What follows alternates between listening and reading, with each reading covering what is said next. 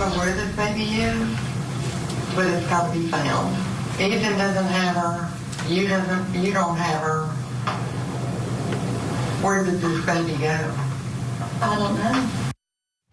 We're in Tennessee this morning for the baby Evelyn murder trial. Her mom, Evelyn Boswell, is the accused. She's 24 years old right now, accused of murdering her 15-month-old baby girl. Let's go into the courtroom now. The state would move to introduce what we believe is a self-authenticating document, which is an order from the circuit court in the city of Bristol, Virginia, which orders a mental health evaluation on Preston Hunter Wood. It also contains a letter from Southwestern Virginia Mental Health Institute, which is dated January 10th, 2025, which talks about the fact that he has been involuntarily hospitalized at that facility. If we would offer that as the next exhibit in this case. Number 261. 261, I believe. 261, any objection? No, sir. All right, that'll be exhibit 261.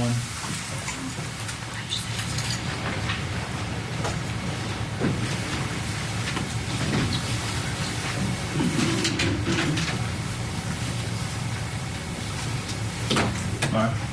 Okay, next. Judge, the state would rest. All right, ladies and gentlemen, I know you've only been out here for 2.5 minutes, but I'm going to send you with the officer for a few minutes. Everyone stand, please.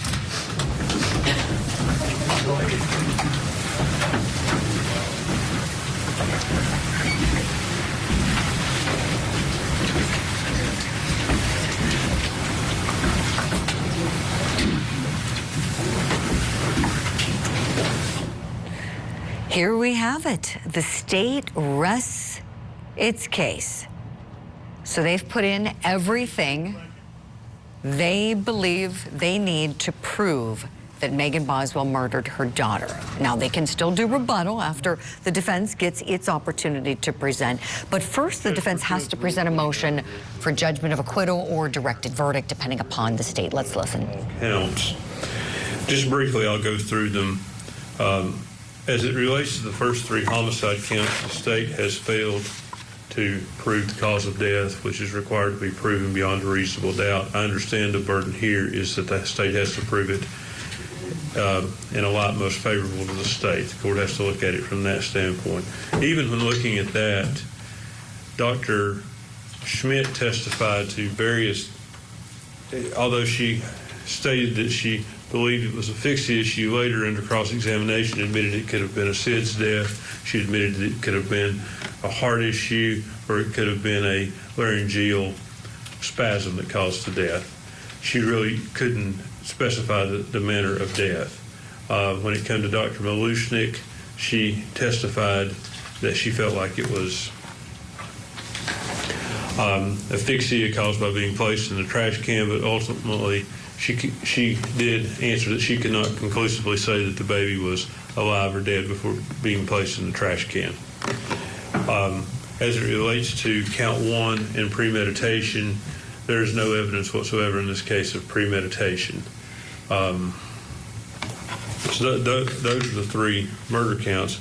Aggravated child neglect, the state hasn't produced any evidence that the child was neglected in such a way to adversely affect its health and welfare. Similarly, of abuse, there's absolutely no proof in the record of child abuse. In fact, there is ample proof to the contrary. Both medical examiners testified there was no broken bones. There's no trauma there.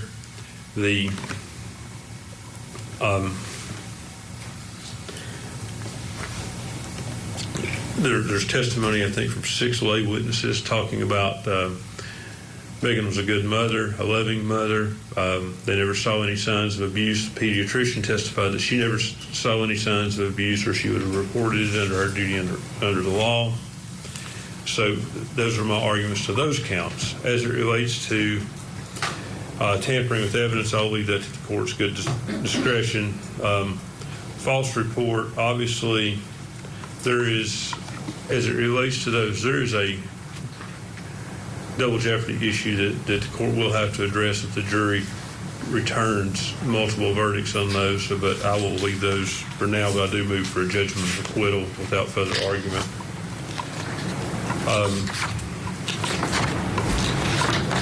And the same with abuse of the corpse and failure to report a death. I'll move the court for a judgment of acquittal.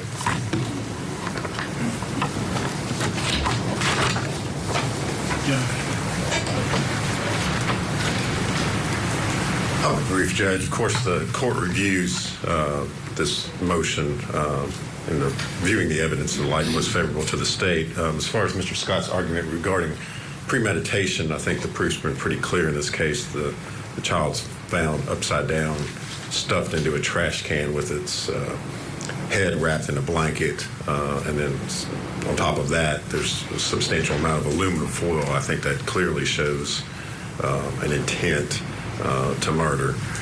So we would argue that the element of premeditation is at least shown through the physical evidence in this case. As far as the remaining counts, it's showing the cause of death. Both medical examiners, their opinions as they came in yesterday were that this was a homicide and that Evelyn Boswell died from asphyxiation.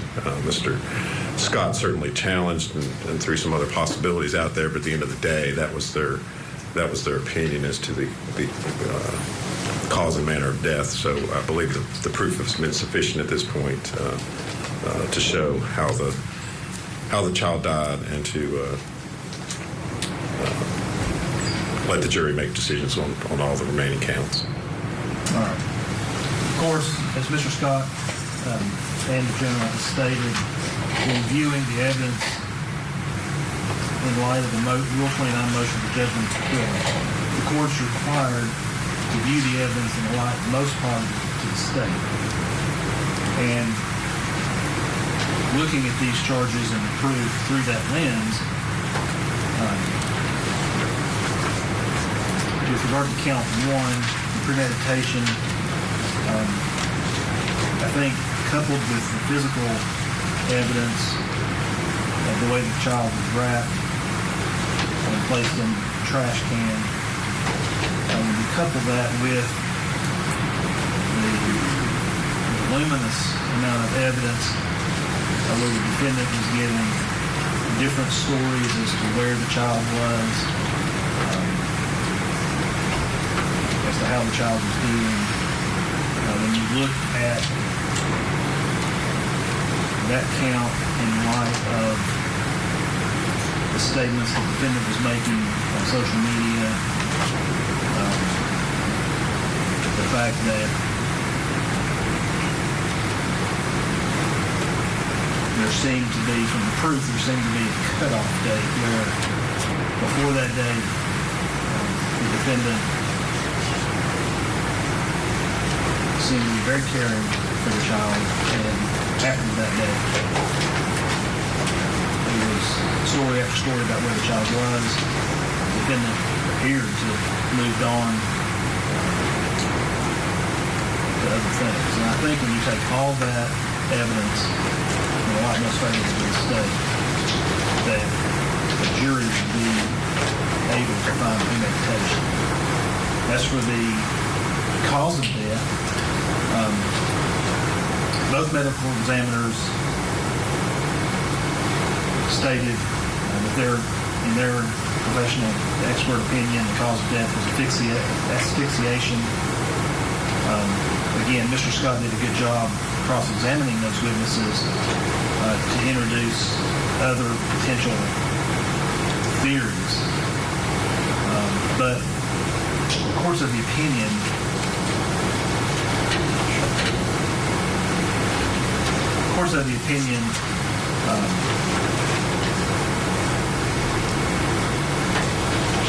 the state, when looking at that proof in a lot most favorable to the state, that they have put forth evidence that the jury can consider. So with regard to count 1,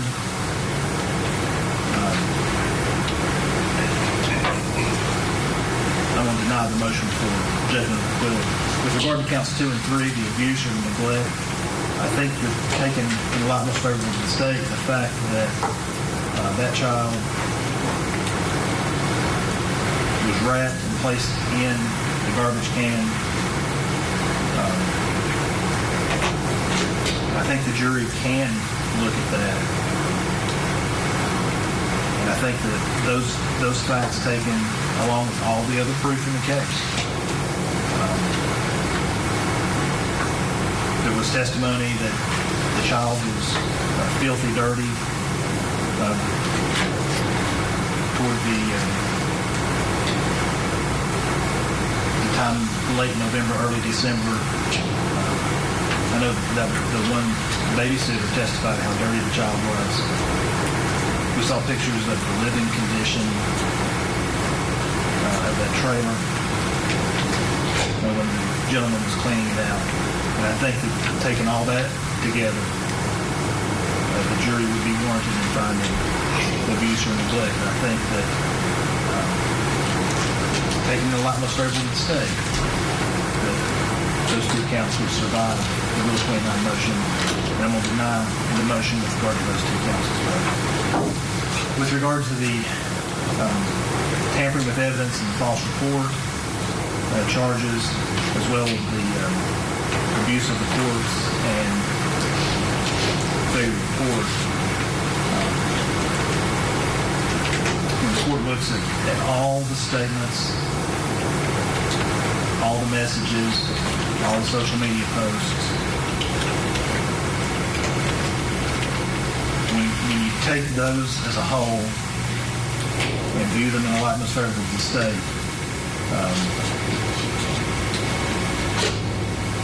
I think those are issues the jury can determine and will have to determine. I'm going to deny the motion with regard to all counts for those reasons.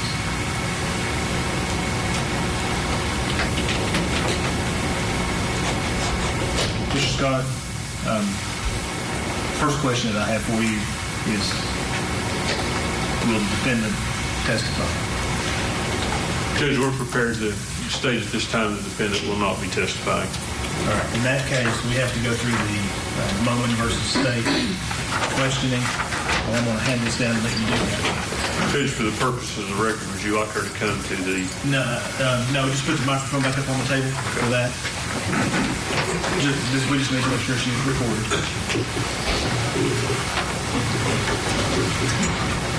Ms. Boswell, raise your right hand.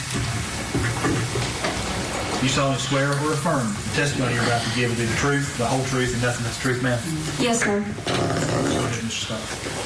Megan, I want to ask you some questions about my representation of you and explain to you your right to testify. Okay. I've been representing you for a couple of years now. We've met and discussed your case.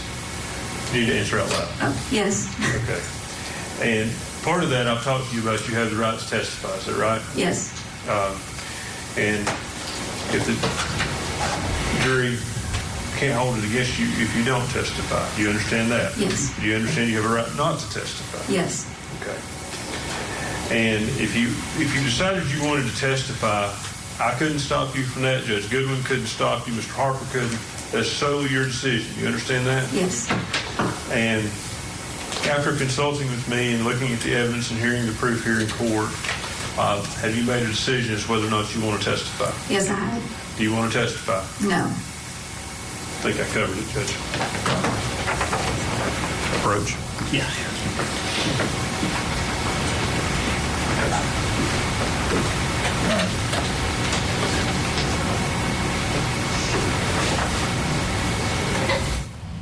She is not testifying.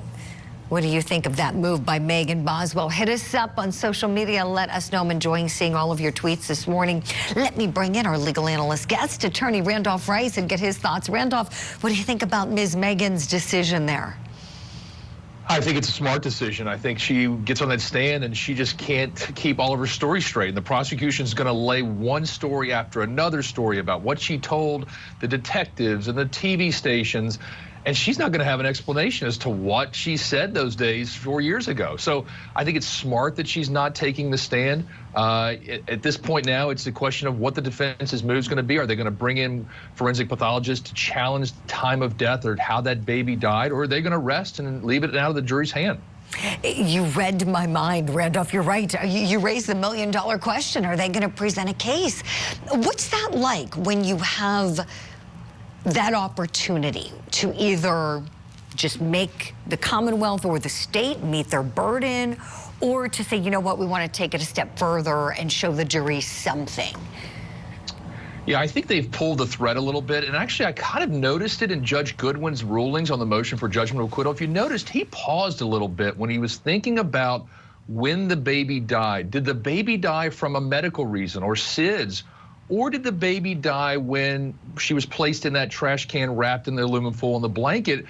And so I'm wondering, does the defense think to themselves, you know what, we might have pulled this thread. It might be resonating with the jury. We need to now bring our own forensic pathologist in that's going to say, we can't determine when baby Evelyn died, and therefore that provides that doubt that Megan didn't kill her. Right. A great analysis, Randolph. They were so smart to zero in on that issue of the cause and manner of death, calling it into question. And you're right, the judge gave a very thoughtful, well-reasoned answer. But as we know, this is a different standard at this juncture than the jury is going to have to be meeting if they would find her guilty of these crimes.